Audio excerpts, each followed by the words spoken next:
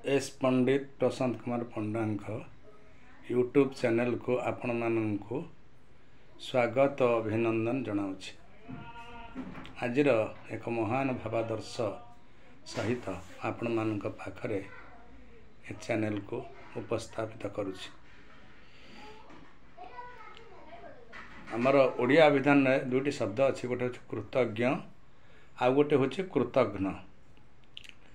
कृतज्ञ अर्थ पाई उपकार को जी मन रखी मन रखि था एवं क्रियान्वयन करे मुहरे माने एवं कार्य करी देखे था। कृतघ्न अर्थ उपकार पाई अवस्था तापर भूली जावा एवं उपकारी विरुद्ध रे कार्यानुष्ठान ग्रहण करवा हेउछि कृतघ्न।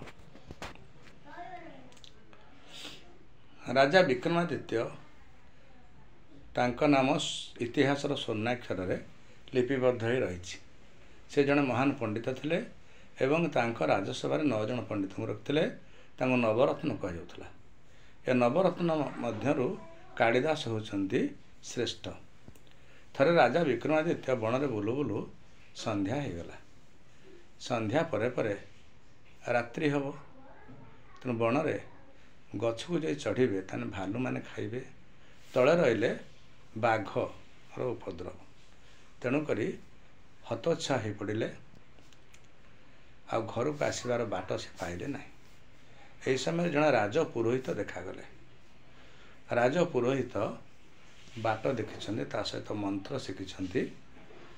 तेणु राजपुरोहित को देखी राजा प्रणाम कले एवं कहले गोसाई आपण टे मत मो राज्य को नहीं जातु। तेणु गोसाई तांको राज्य को नहीं करी आसिले। आसिबा परे राजांकर गोटे पुत्र संतान हला। से पुत्र संतान को राजा अति स्नेह पाड़िले।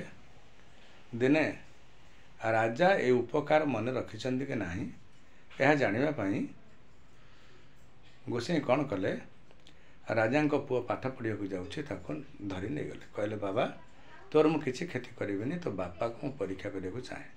ताको नहीं गोटे घर भर रखिले, खाया पीया देले। तेणे चारिआडे चांचल्य सृष्टि हो गला। राजकुमार कुआड़े गले।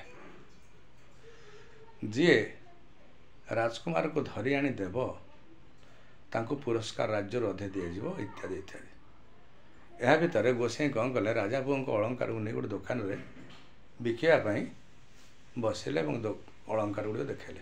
राज कर्मचारी मैंने देखले जे गोसाई तमें राजकुमार को अलंकार कौट पाइल। कहले मु कौन करी आ पूजा पाठ लोकंकर होने लोक सब बेले सर्ट। तेणु किए कोठा कर पकाउे विभिन्न देनाधार। तेणु बाध्य ए राजा पुओ को हत्या कर अलंकार आनी बिकापी। राजा पाखक नहीं गले। ए गोसाई को कहले यही हूँ आम राजकुमार हत्याकारी।